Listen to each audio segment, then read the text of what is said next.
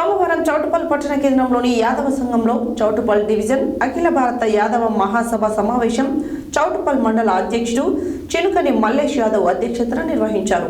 ఈ సందర్భంగా అఖిల భారత యాదవ మహాసభ రాష్ట్ర ఉపాధ్యక్షులు మేకల రాజేందర్ యాదవ్ పాల్గొని ప్రసంగించారు. సోమవారం చౌటుప్పల్ పట్టణ కేంద్రంలోని యాదవ సంఘంలో చౌటుప్పల్ డివిజన్ అఖిల భారత యాదవ మహాసభ సమావేశం మండల అధ్యక్షుడు చినకని మల్లేష్ యాదవ్ అధ్యక్షతన నిర్వహించారు.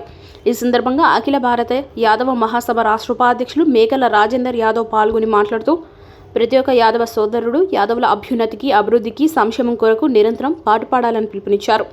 ప్రభుత్వ పథకాలు అందేలా ఆర్థిక, రాజకీయ, సామాజికంగా యాదవ జాతి బలోపేతం అయ్యే విధంగా ప్రతి యాదవ సోదరుడు కృషి చేయాలన్నారు.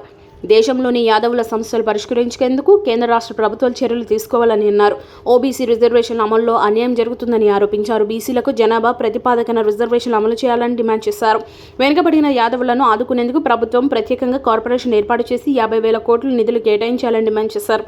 అనంతరం చౌటుప్పల్ మండల వ్యాప్తంగా ఉన్న పలు గ్రామాలలో ప్రజాప్రతినిధులుగా ఉన్న యాదవులను ఘనంగా సన్మానించారు.